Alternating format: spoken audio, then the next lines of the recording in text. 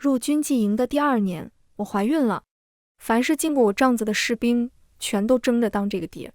陈石头只来过1晚，可他给我磕头说：“杨姑娘，我就要上战场当前锋了。爹娘就剩我一孩子，我得给他们留个念想。”后来我去了他的家乡，遇见一对很好的父母。大家好，欢迎收看皮皮听书。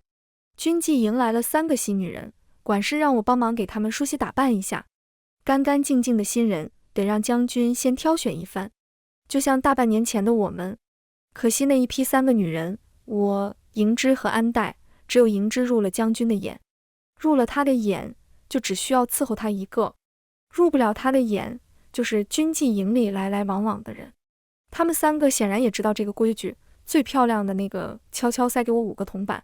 姐姐，你别嫌少，要是我被将军看上了，肯定补你一个金元宝。请问姐姐，将军可有什么喜好？来这里的都是可怜人，5个铜板已经是他的全部。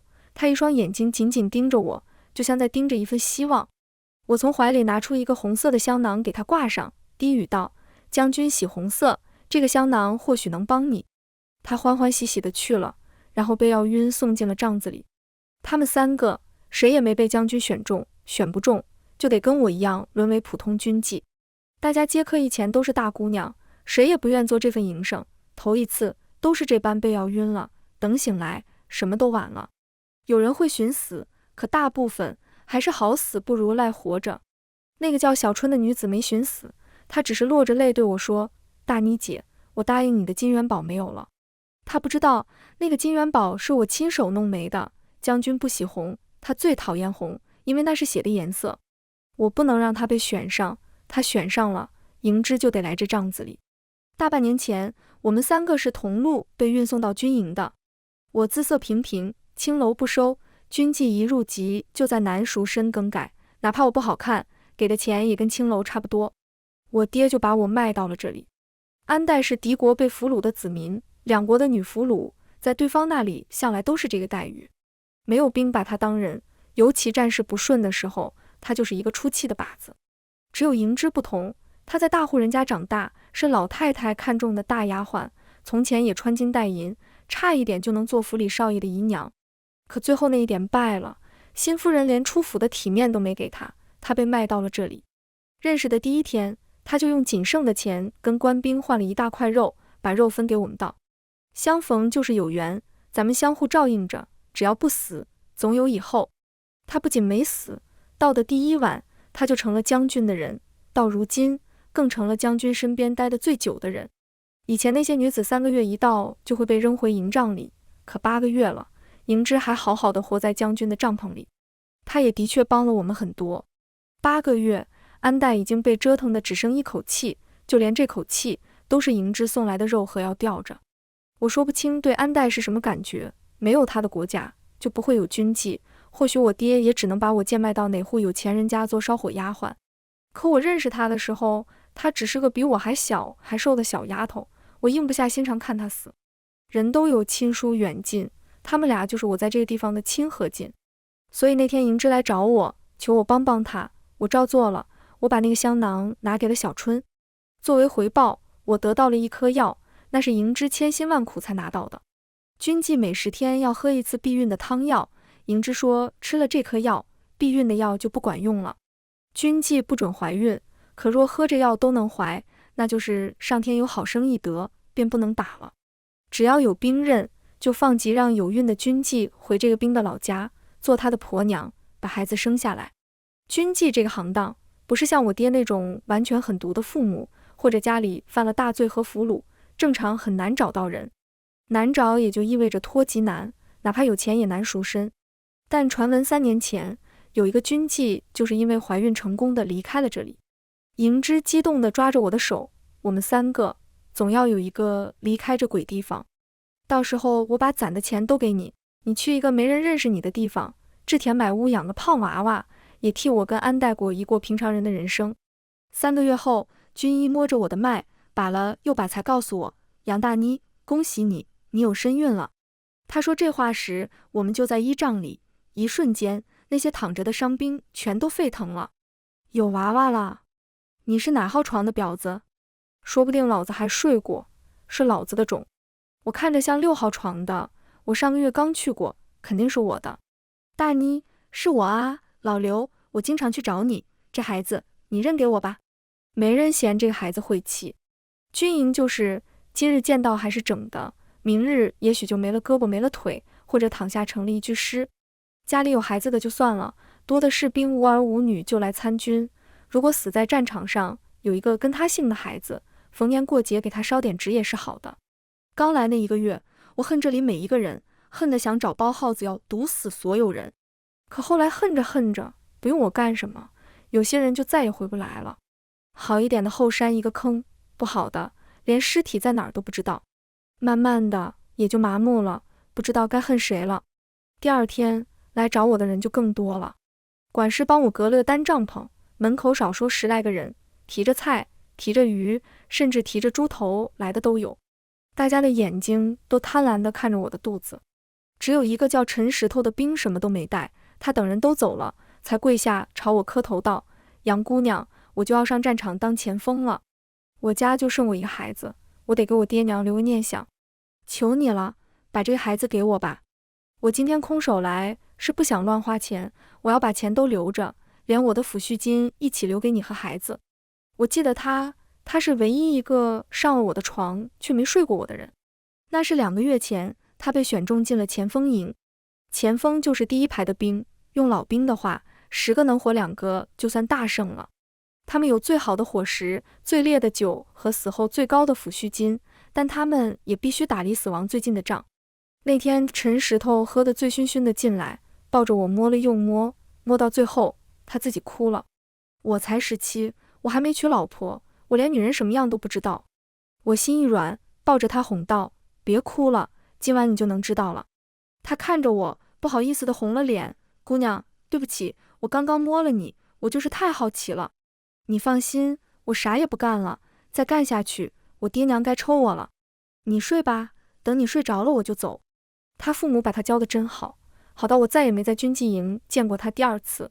这样的人，我不希望他做我孩子的爹。我早就想好了，我的丈夫必须是个死人。如果他活着，将来打仗结束回了家，他未必还愿意要一个出身不明的孩子和我这种老婆。只有战死的兵最安全。我给他后代香火，他给我名分和户籍。可陈石头还是死了，甚至我连他的尸首都没见到。有个军官拿着一堆东西摊在桌上，他说这些都是这次牺牲的士兵里想要当孩子爹的人留下的，我可以从中选一个。吴大牛，25岁，岑县广山村人，留下银钱并抚恤金37两。何二，15岁，焦山下溪村人，留下银钱并抚恤金32两。陈石头，17岁，安县桃里村人，留下银钱并抚恤金22两。他把东西一堆一堆介绍过去，嘴里喊着那些再也回不来的名字，仿佛这是一件很平常的事情。我听了很久才听到陈石头的名字，他留下的钱有点少，可我还是指着他的那堆说：官爷，就选这个吧，石头这名字听着老实。可不是老实吗？这8个月，他是唯一跟我说过对不起，还愿意叫我姑娘的人。将来跟他葬在一起，我不亏。既然要葬在一起，总得有捧骨灰。我陪着笑脸问：官爷，以后他就是我男人了，我想把他的骨灰带回去，也好让我公公婆婆有个念想。那个军官平静的眼神终于有了一丝波动，还算你有点良心。尸体就在后山堆着，单独焚烧要找伙房那群人。1两银子，舍得你就去吧。1两很贵，要是烧我爹我肯定舍不得，可烧我孩子的爹，我舍得。我把1两银子放在伙房兵头的桌子上，他稀奇地看了我一眼。3个月没开张，来的第1单居然是个娘们。你就是军纪营那个怀孕的？这是给自己选好死鬼相公了。他们平时做火头军，烧尸只是额外来油水的活。军营里只有过命的兄弟会把牺牲的那一个烧成骨灰带回去落叶归根，1年到头也没几趟生意。从前都是男人来找他，我是第1个女人。去的路上，好多人无声地看着我，有些还跟着到了后山，不给钱，也帮着我找尸体。翻着翻着，有人哭了，他运气倒是好，有个娘们给他生孩子，还愿意花钱带他回家。也不知道老子死了以后尸体还剩几块，能不能埋回我家的坟。呸，哭个屁，死了在哪儿待不是待，有点出息就盼着自己全虚全已站着回去。俺死了就不想回去，反正俺娘也不待见俺，埋在后山，还有兄弟们陪俺唠唠嗑。呜呜，可我想回去，我娘还在家等我给她娶媳妇呢。大战后的军营就是这样，压抑、伤感、恐慌，有人发泄在演武场上，有人发泄在我们身上。兵头已经习惯了，他听着哭声，熟练地翻找着，很快就找到了一具鲜血淋漓的尸体。我知道先锋营的兵死的都惨，可真亲眼看到了，才知道什么叫刀剑无眼。陈石头的左耳不在了，其实这里躺着的兵大部分都没有左耳，据说都被北戎人割了，充作他们的军功。他的左眼也不在了，里面曾经插过一支箭，现在只剩一个洞。右胸、小腿都有这种洞，可让他死的应该是把刀，就捅在他的腹部，留下一条深深的刀痕。兵头把他的脸掰向我，看好了，跟画像上一样，我可没给你找错男人。我点点头，用帕子沾了水，把陈石头的脸洗干净，再给他换上一件干净衣服。营里的盔甲就那么多，死人身上的都会被扒下来，他穿着一件里衣被烧，不体面。身后的啜泣声更大了，有人小声说，以后进帐子我也对那群娘们好一点，还怪有情义。我在心里呸了一口，我对陈石头有情义，是他没碰过我，换成旁人，拿了钱我就走。当兵的惨，难道我们不可怜吗？我要走了，安代也要死了。我给管事塞了100文钱，求他让我把安代带去外面死。安代是俘虏，没有消极这些麻烦事，他掂了掂钱袋子就同意了。我又花几十文钱租了一辆车，安代太虚弱，已经没有力气自己走路了。我们避开中午的日头，难得行走在阳光下，我要带他去桐城的最北边，那里最靠近他的家乡，能让他远眺一眼。春天的风都带着花香，缓解了安代紧皱的眉。他朝我笑道：大妮姐，真好，我要死了。我们停在一处小土坡上，这里已经挖好了坑，是营之安排的，他出不了军营，只能花钱送安代这份最后的礼物。这是离北戎最近的墓地了。安代看着夕阳，最后问了我一个问题：大妮姐，你说打仗是为了什么？就为了不停的死人吗？我回答不上来，也许营之能回答，他读过书，不像我只是一个没人叫的乡下丫头。可安代不需要答案了，他缓缓地永远闭上了那双漂亮的眼睛。给安代盖上最后一抔土，我回军营拿东西。营之就等在门口，他把一包衣服塞进我怀里道：你明天一早就走了，我要伺候将军，送不了你。相识一场，这身衣服就当是我的心意了，祝你往后平安顺遂。那是他亲手做的衣服，腰背和裤腿都缝了密密麻麻的金片。他曾说过要我织屋买田，去过平常人的日子。第二天一早，我带着这些衣服和陈石头的骨灰遗物，跟着发放抚恤金的官兵一起上路。寻常的兵死了，抚恤金要等战争结束才会发给家里，最多也就几两。可先锋营不一样，那是几乎立刻就要送命的兵，他们的抚恤金20两，而且阵亡最多半个月，军营就会安排人把遗物和抚恤金送给他们的家人。这都是做给活着的兵看的，让大家知道进了先锋营，即便死了，起码家里人能受的会最大。我一个怀孕的弱女子，自然是跟着送东西的兵回陈石头家最安全。送东西的兵不多，就2个，为首的那个把户籍递给我道：这是李大人吩咐的，户籍上改了你在军营的经历。你现在是在厨房帮忙的杂工，跟陈石头看对眼，偷偷在一起才有了身孕。李大人就是那个把一堆东西拿给我挑的军官。他说这份改过的户籍是我愿意花1两银子带陈石头回家的报酬。我松了一口气，这份报酬会让我以后的日子好过很多。桃李村是个不好不坏的地方，可陈石头的父母跟我想的一样，他们把陈石头教得很好，是因为他们本身就很好。那是一对看脸就饱经风霜的夫妻，接到儿子的死讯，只是看着骨灰静静坐着。他们没有哭，悲伤却从他们的面皮、眼睛、嘴巴里无声地溢出来。坐了很久，久到夜半虫鸣，他娘才起身道：姑娘，饿了吧？你还怀着孩子，是老婆子糊涂了，该给你煮饭的。我没那么娇气，本该自己煮，可这里是全然陌生的地方，我不能煽动别人的东西。陈石头的娘煮了3碗糖水蛋，我碗里最多，有4个蛋。她把1碗推到她丈夫面前说：“吃吧，吃点好的，明天才有力气给儿子挖坟。孩子要在那儿躺一辈子，我们得给他安个好家。”甜甜的糖水喝到嘴里，他们仿佛才有了力气。有了力气，眼泪才从眼眶里掉下来，一串一串砸在碗里。陈氏桃李村的大姓都有自己氏族的墓地。陈石头旁边躺的是他半年前刚去世的大哥。征兵不征独子，陈石头走时，他大哥还活着，哪怕病入膏肓，在征兵的眼里也是男嗣。等他入伍了，收到家里的消息，他变成独子，能不能退，已经由不得他自己。家里有过病入膏肓的病人，就意味着这个家没有钱，只会有很多债。我只求户籍，不贪别人拿命换的钱，把那21两全给了他们夫妻。他娘看了那堆银子很久，小心地称出10两，把剩下的推给我。你怀着孩子，我们本来1两也不该拿，可那些愿意借钱给我们体面送走大郎的人家也不宽裕。这些钱我跟你爹往后努力做活，肯定给你和孩子赚回来。他很自然地把他们夫妻称作我的爹娘，可爹娘在我这儿都不是什么好词。他看出我的为难，拍拍我的手道：“不习惯也没事，那就叫我们陈叔和婶子。”我们这里的银钱没有引起任何纠纷，可另一户叫陈二狗的人家却出了不小的事。那家的儿子跟陈石头一样被选进先锋营牺牲了，不同的是他在家有老婆，还给他生了一个女儿。小姑娘才3岁，瘦得让人心疼。她病了好几日，她娘求公婆给请个大夫，公婆却只会大声骂她克夫，克死了自己的儿子，给儿子生的还是个不能传宗接代的丫头片子。那位姓吴的娘子眼看女儿一天天不好，一时心急，偷了公婆保管的抚恤金，药材熬上，就被公婆揪着说要送官。陈叔和婶子听见，抬脚就去了他家。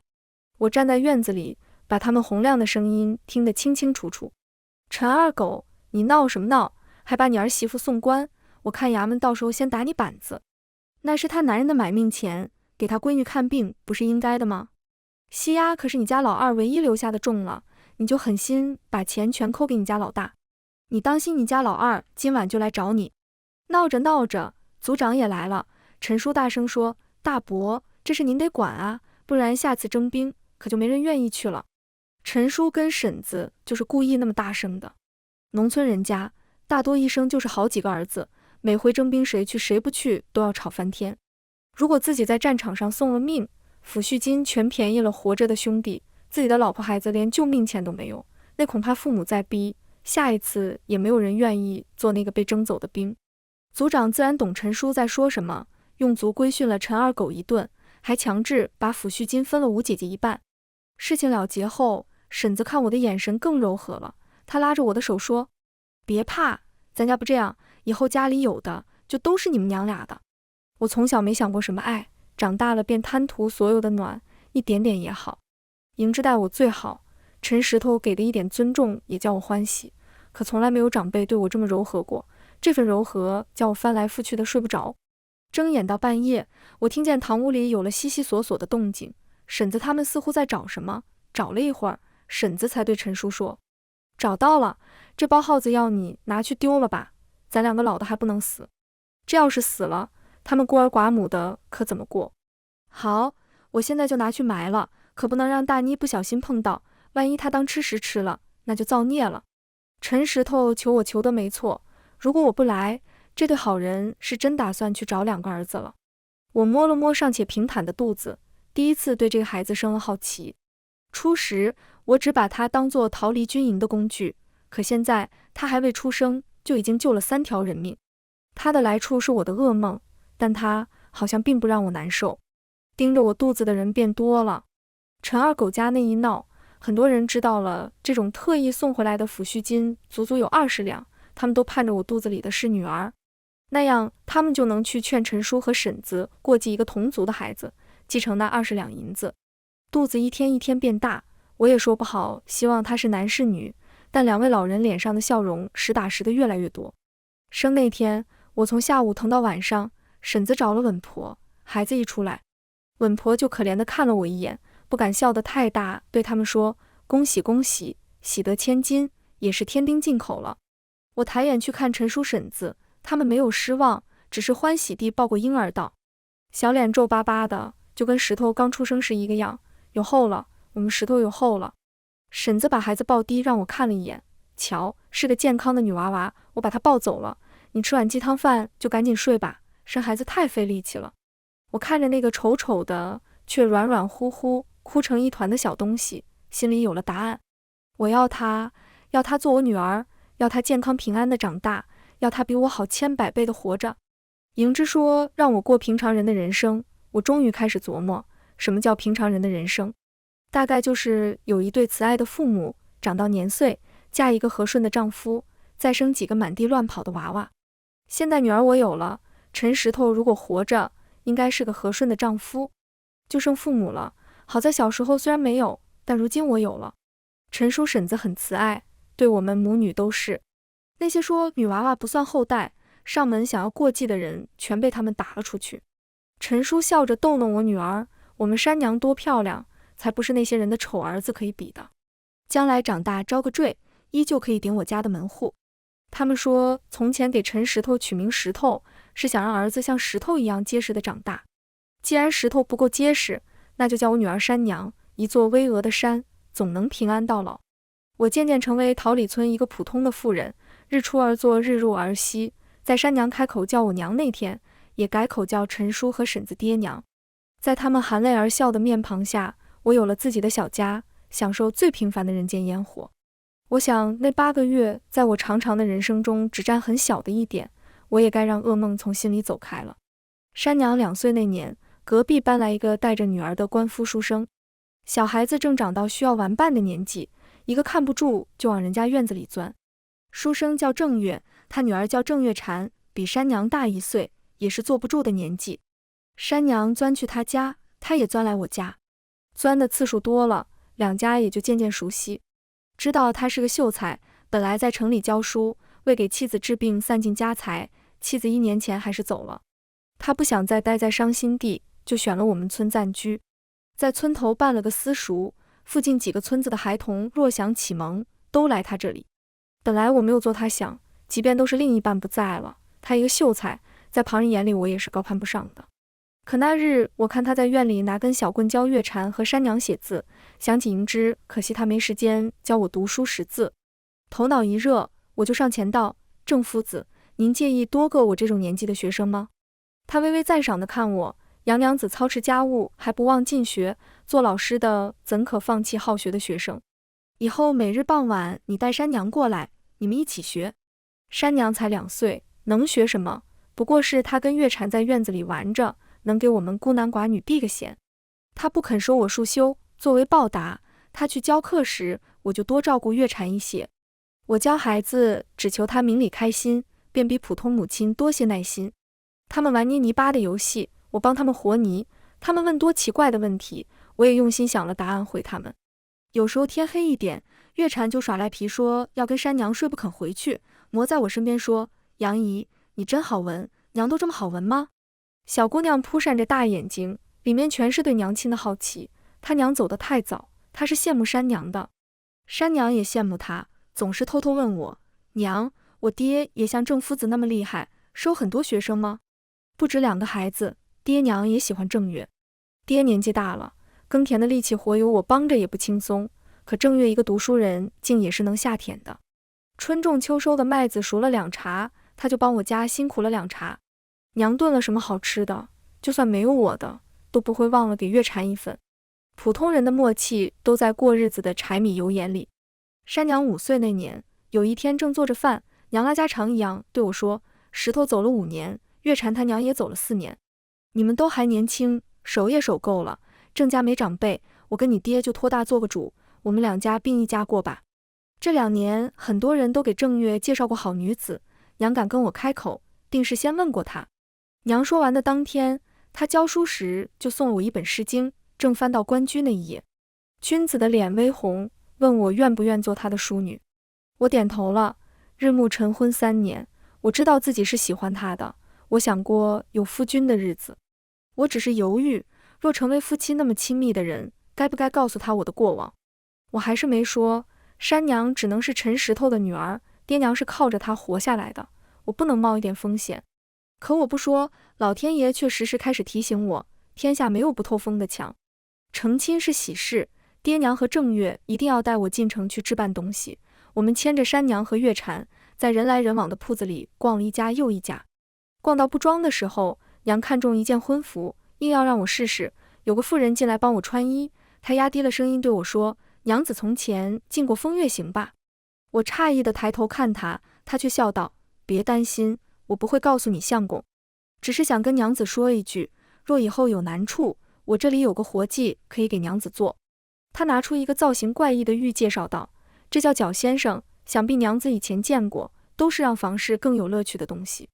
若以后娘子需要银钱，可以来找我，我这里缺敢捣鼓这种器物的人。”他大约以为我出身青楼见过这东西，可他错了，军纪营用不起玉做的东西，但看形状像男人的下面，我的确能猜到做什么用。可我更忐忑另一件事，我问他：“你是怎么知道我就敢捣鼓的？”他边帮我换衣边答道：“刚刚逛街，我跟娘子同路了一段，路过青楼，就连娘子的婆婆都避开了眼，可娘子一点轻视都没有，平常的走了过去。我也出身那里，自然懂娘子的眼神。”他坦荡地承认自己的出身，衣服也换好了，最后一句只跟我说：“我祝娘子婚事美满，可若有一日没瞒住，你就会知道世人的眼睛于我们而言就是刀。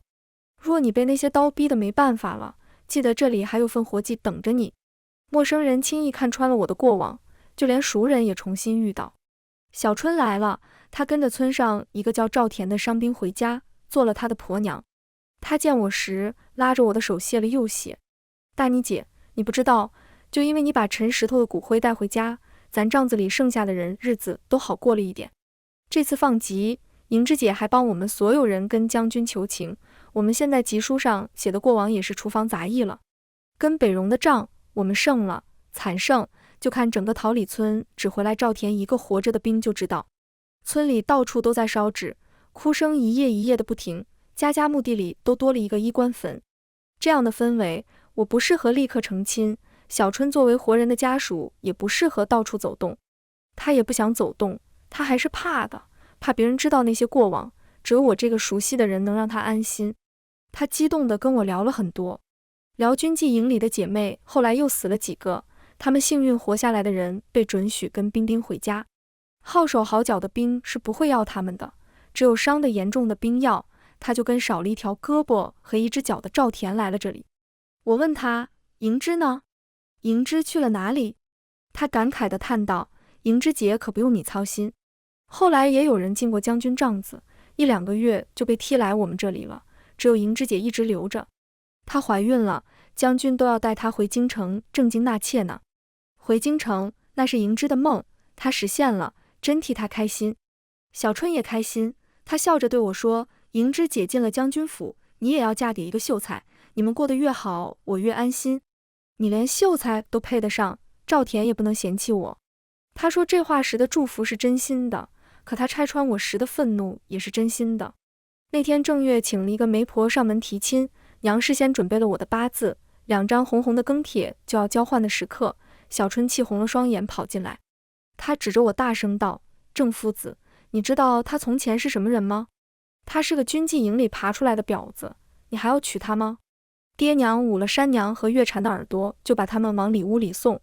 郑月护在我身前怒道：“女子名节何等重要，杨娘子视你为友，你怎可如此污蔑她？”小春嗤笑了一声：“污蔑？我和我家赵田都是人证，往南走5天的下西村也有赵田的战友能作证，你问问杨大妮，她敢去对质吗？”他说的如此具体，郑月回头求证地看我，我低了头，他便都懂了。他的眼神充满了不可置信和愤怒，可门口站满了看热闹的人，他不能抛下我，他依旧直直地站在我身前维护道：“杨娘子的籍书我看过，上面明明白白写着她是入过贱籍，可只是厨房杂役。朝廷的文书难道不比你一张嘴可信吗？那些已经相处了几年，进出会打招呼，平常遇到难事会搭把手的乡亲看着这场闹剧，急不可耐地窃窃私语开。赵田家的说的有鼻子有眼，怕不是真的吧？难说，我以前就奇怪，军营里咋连洗菜都专门买人，不是有火头军吗？哎，你们说山娘真是陈石头的种吗？要不是我把我家老二过继给他家啊？不对啊，如果陈石头家那个集书是假的，那赵田家也是厨房杂役，不会也是假的吧？小春听着那些话，终于意识到他跟我是同一种处境，慌了神，不再跟郑月辩驳，掉头就往家跑。他跑了，可那些流言不会散，爹走出来驱散了门口那群人，娘把2个小的哄在房间里。郑月转身，目光灼灼地看我，大妮，我需要一个解释。爹没说话，可他看我的眼神是一个意思，他和娘也需要一个解释。我浑身的血液都被冻住了，知道再瞒不下去，他们有嘴可以去下西村问。颓唐地坐下，我把那些想遗忘的日子吐了出来。听完，郑月笔直地背弯了，他进屋抱起月蝉，一言不发地走了。爹把娘带回屋，屋里是压抑的呜咽声。山娘害怕地扯着我的衣服，娘，郑伯伯怎么了？他怎么不对我笑了？我抱着他，不知道该怎么解释，我的山娘这么小，还不该听懂这些啊。家里安静的无人说话，村里却飞满了流言，有人甚至想去下西村确认，可5天太久才作罢。即便如此，族长也上了门，他跟爹娘说，石头他爹，我知道你们伤心，可你们得快点做决定。咱族里不能留这样的人，不然咱族的姑娘将来婚事可就难办了。我知道山娘年纪小小的可怜，可谁让她有个那样的娘呢？爹娘只低着头，不说应，也不说不应。到最后是郑月先开了口，她这几天都把自己关在家里，再出现已经是冷静的模样。她对我说，你跟我走吧，山娘不能在这里长大，口水会淹没她。等出了村子到城里，我们就分道扬镳，这3年我们都忘了吧。他不要我了，可他还是不能放任我不管，我也不能放任爹娘不管，我求他们跟我走，可我还没开口，娘就先说了。他拿出1小包碎银子递给我道，我孙女不能在那些人胡说八道的嘴里长大，大妮，这是卖房子卖地的钱，我们带山娘走吧。他已经知道了所有，可他还是认山娘。事发以后，我第一次哭了。他擦干我的泪，低低道，这村里战死了这么多兵，只有石头的骨灰回家了，我们领你的情。你和山娘是石头认的，那就是我家的人。我们山娘小小的一个，不看着她长大，我跟她也死了，也闭不上眼啊。郑月收了私塾，对外说她要进省城赶考，她依旧帮我否认那些传闻，说她是要带着我们一家一起走的。走以前，小春最后来找了我一次，她的日子也不好过，可她依旧挺直了脊梁跟我说，我来是要告诉你，我会发疯，是那天跟赵田闲聊，他说他们将军最讨厌红色，也许没有那个红色香囊将军也不会选我，也许选了过2个月我也会被踢出来，可那不代表你可以从一开始就拿走我的希望。杨大妮，是你先对不起我的，我没做错，我已经猜到了，所以当赵家人偷偷来问我小春是不是军妓的时候，我摇了头，他说的对，是我先错，我该还他。小孩子在家居不了几天，为了怕他们听到那些难听话，我们简单收拾了2天就出发了。从村子到城门口短短的2个时辰，郑月没有跟我说一句话。临分别前，我问他，你是更恼我骗你，还是更不能接受我的遭遇？他深深地看我，朝我行了一礼，我不愿骗你。杨娘子，若你骗我旁的事，也许我尚可原谅，可这种过往，对不起，我只是个普通男子，纵使在明白你有你的不得已，我也接受不了。他不是普通男子，他已经是我能遇到最好的男人。即便到今天这个地步，他也不曾污言秽语对我，没有责骂过我一句，甚至临了也没有把责任全推给我，承认我的不得已。可就是这样的男人，还是不能接受我。我终于明白，那8个月虽然只是短短的8个月，却早绝了我去过平凡的一生。可这一生我都不允许我自己去指责自己，说那段过往我错了，世事对我已经如此残忍，若连我都厌弃我，我要如何活下去？我没有错，错的是把我推入过那般境地的父母和世道。得到答案，我释怀道，郑夫子，很抱歉隐瞒了你，那么这一别，我们此生不再见了。正月走了，爹娘牵着山娘，问我接下来去哪里。我还没回答，就发现身后跟了2个尾巴。那位夫君跟陈石头一起牺牲在前锋营，抚恤金还被公婆克扣的吴娘子，带着她8岁的女儿，悄悄跟了我们一路。我问她跟着我们干什么，她跪下就给我磕头道：杨妹妹，你要离开村子谋生路，带上我们吧，我什么活都肯干，只要你给我们娘俩一口饭吃。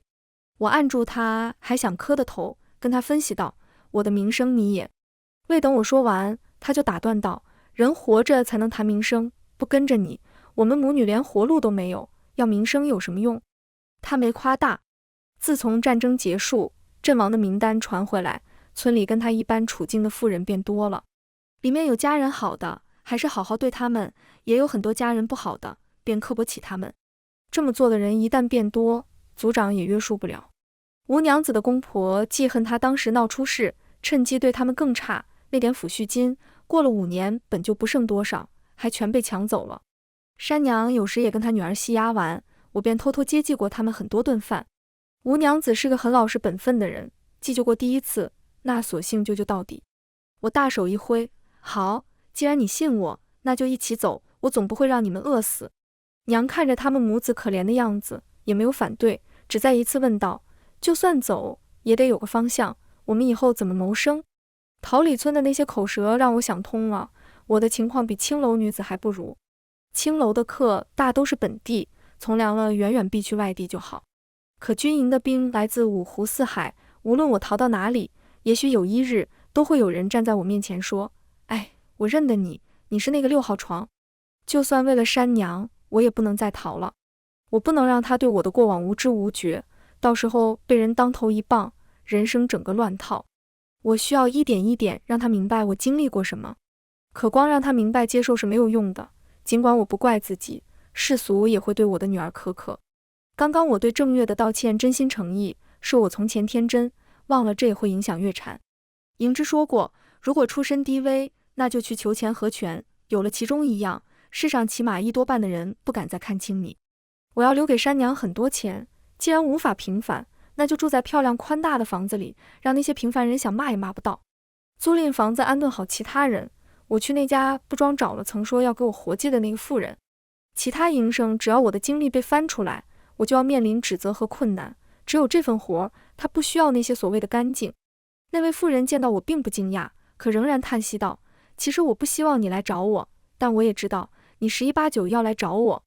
他姓冯，手下的人都叫他冯掌柜，不装不是他的生意，不装后面那间小小的鞋店才是。明面上那是专门给大户人家的嬷嬷做鞋的店，可实际上他却是卖那些器具。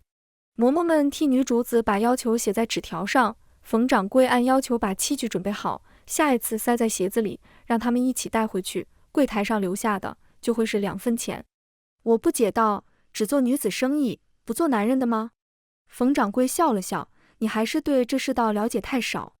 连读书人都说食色性也，男人想消遣，秦楼楚馆多的是地方，那些地方的器物更是一应俱全。他们不会来这里，男人的风流是可以见人的，只有女人，就算食色性也得偷偷摸摸。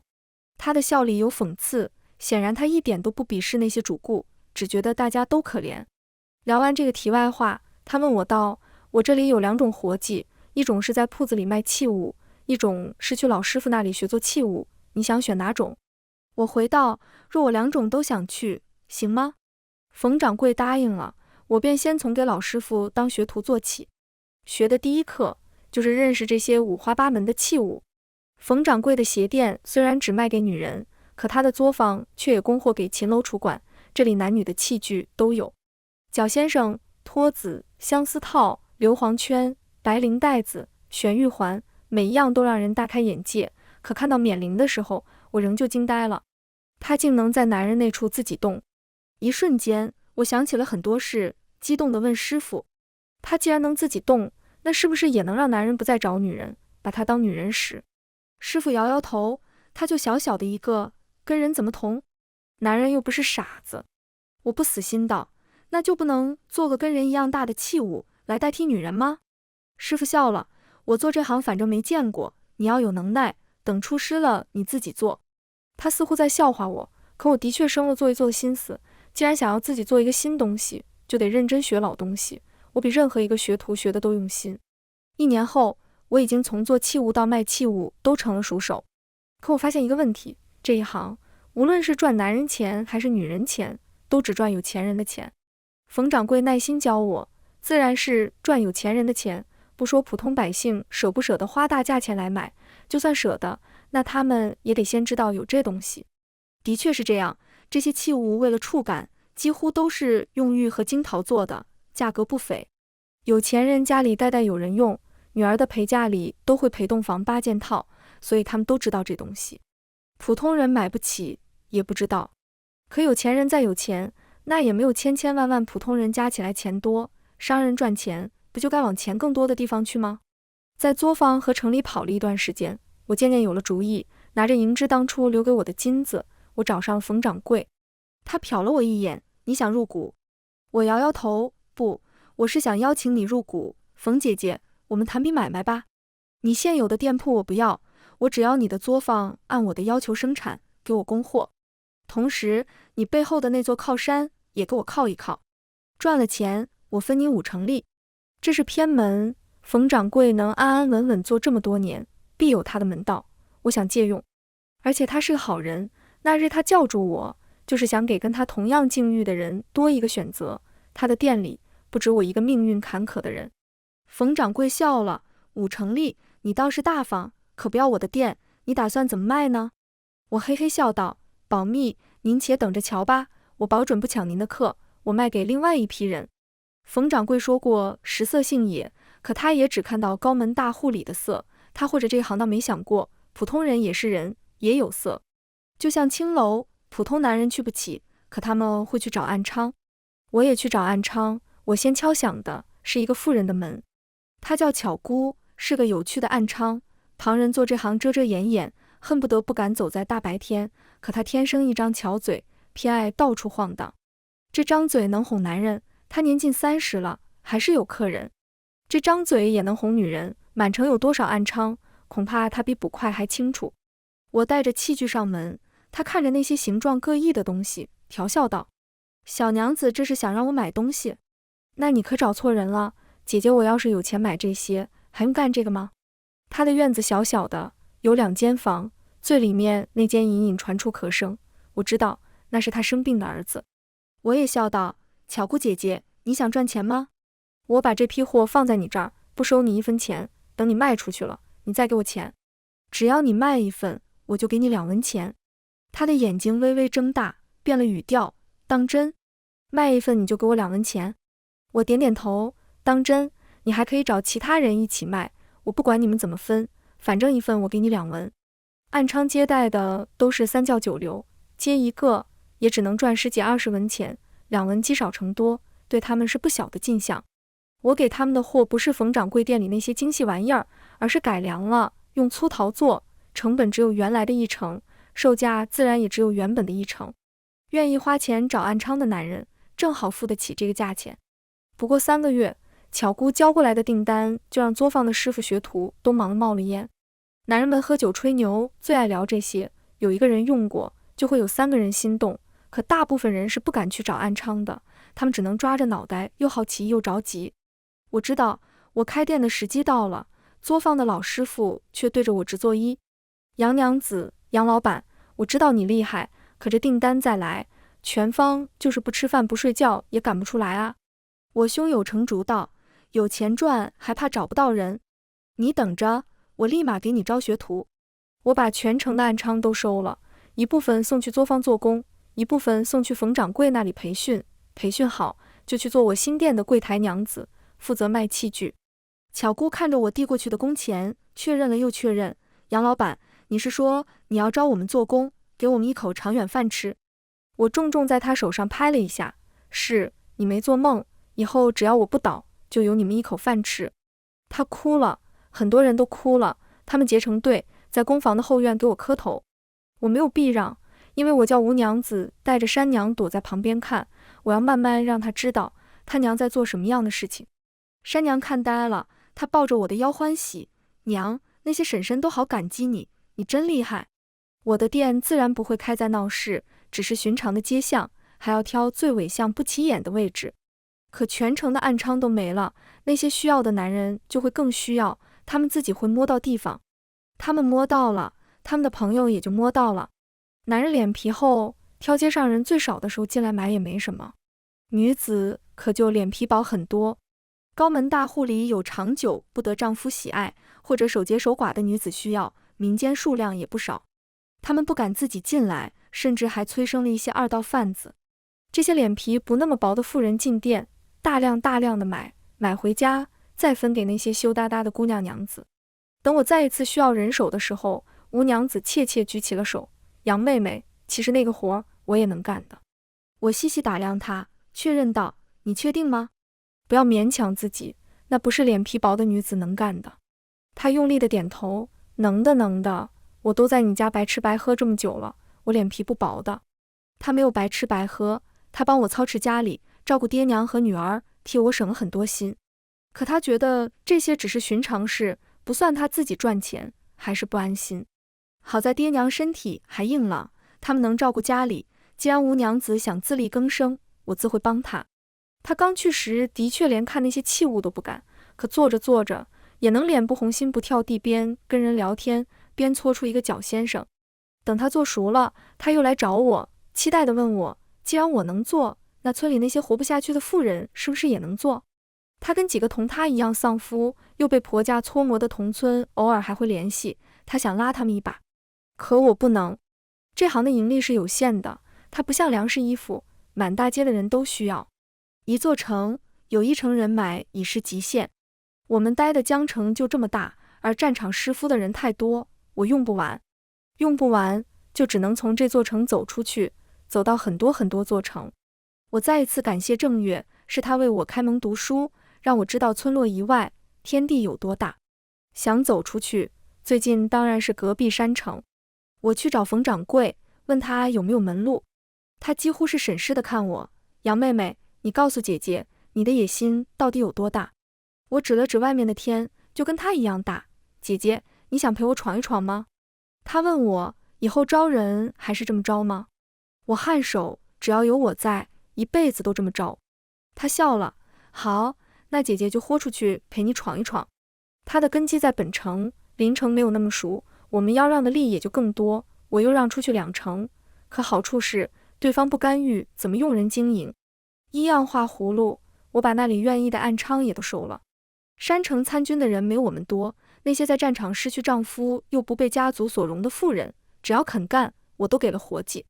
小春也来了，我们默契的不谈从前的恩怨，他好好干活，我痛快给钱，他干得很好，升了主管，买了自己的小院子，再不用回桃李村。慢慢的，周围有人开始叫我杨菩萨。我做的是偏门，可我做人没有偏门。声名远播的好处就是有另一个更声名远播的人会找上来。铭记柳妙生上门的时候，连风都是香的。他一应坐下，启齿问我，听说杨老板救助了不少困顿的同乡，奴家这些年攒了些钱财，即将赎身。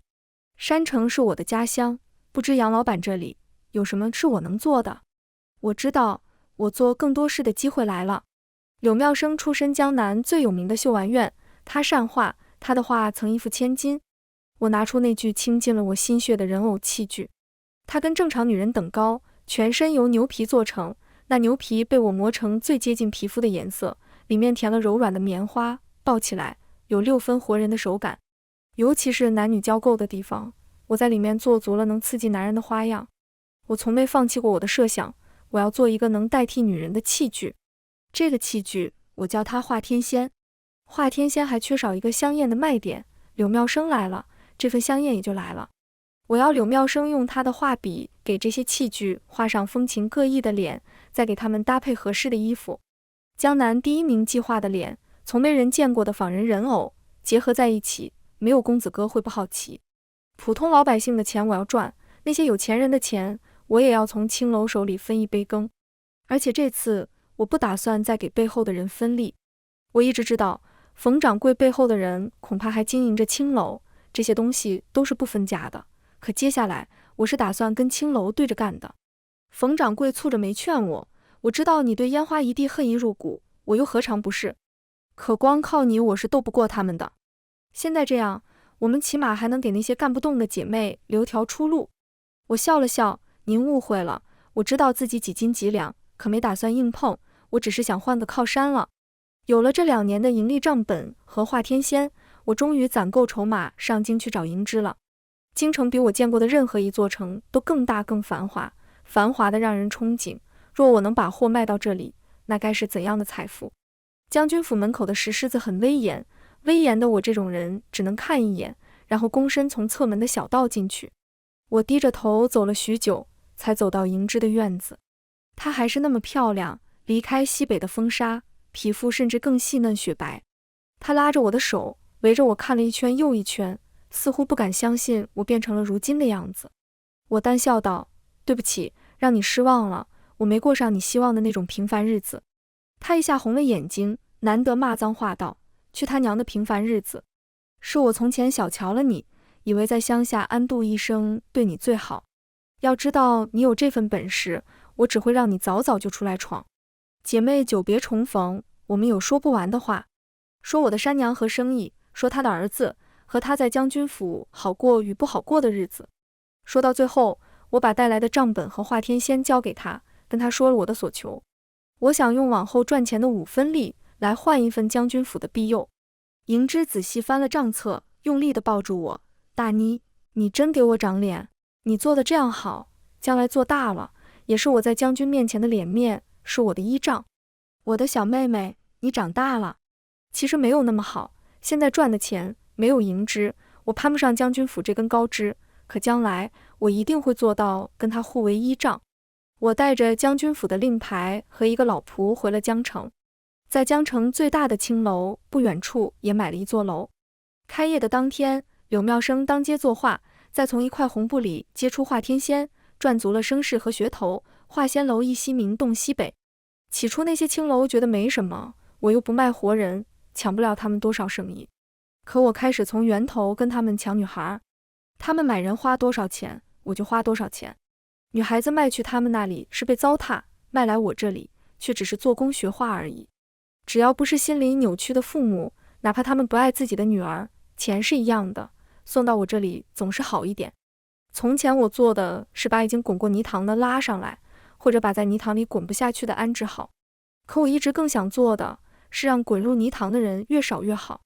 有了将军府撑腰和我自己赚钱的本事，我铺排店铺的城镇越来越多。可强龙不压地头蛇，很多城镇我也会失败。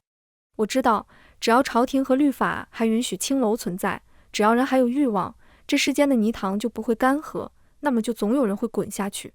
可我的行业壮大一点，就能多分摊走一些欲望。我赚的钱多一点，就能救更多的人。人这一辈子，平心平力，不过尽力而为4个字。山娘渐渐大了，如我所愿，她没有瞧不起我的出身，她懂我在做什么，甚至想要延续我的志向。她15岁那年，停了10年的战争又回来了。我一直希望这天永远不要再来，可读书越多，懂得越多，我就越知道这天早晚会来。战争有时候是没办法避免的事情，如果不打，也许有些历史会重来，也许后果比打仗还要惨烈。我只想在他不得不来的时候，尽自己最大的努力，让苦难的人少一点。又一次，我带着账本和华天仙去了京城。银枝眼角有了些许皱纹，他指着华天仙不可思议地问我：你想跟将军提议，用他代替军纪？我点点头，他却劝我：大妮，我知道你不想再有人经历我们的惨剧，可战场上，朝廷和将军第一考虑的永远是士兵。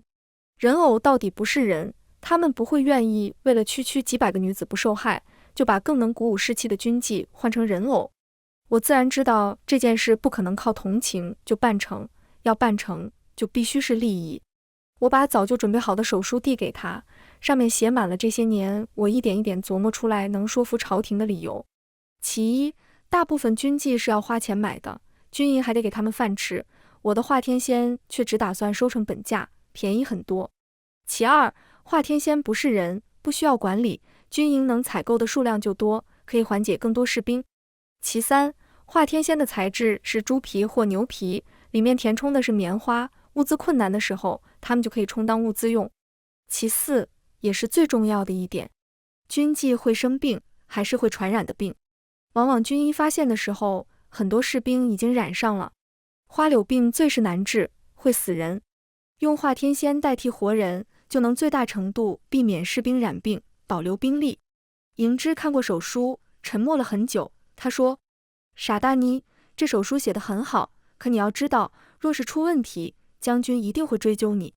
我怕我递上去，就是在要你的命。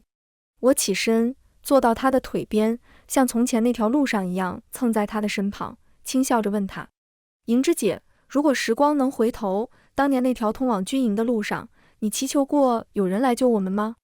我祈求过，所以我要做那个人。如果你也祈求过，就帮帮我吧。他低头灼灼地看我，眼里有泪，然后伸手说：拿来吧，你这么聪明，肯定想到了花钱保命。我嘿嘿一笑，把账本递了过去。我早就想好了，你把这个给将军看。这上面属于我的盈利，我把60%都捐给朝廷当军费。他点了点我：你呀，有钱也不知道给山娘多留点，就不怕她怨你？我的山娘才不会，我们已经有很多很多钱了，就算家里4口人天天吃黄金，都够吃到天荒地老。那么钱对我们来说，就只是账面上的一些数字，不如拿去做更有意义的事情。我捐军费，固然是想为自己买一份保障，为那些可怜女子多争取一丝机会，可我也是真心希望这些钱能铸更锋利的剑，做更坚固的盔甲，让士兵们活着的机会越大越好。不管男人还是女人，在战场上都太渺小，我只愿此战速胜，清平不远。我成功了，将军答应我所请，要给朝廷上书。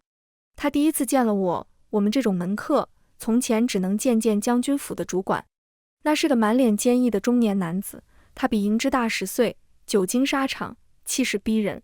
他只淡淡看了我一眼，沉声道：你不错，迎之没交错朋友。迎之此次依旧跟我随军，军纪营的事我会交给他打理，你也回去准备着吧。说完，他就挥手让我退下了。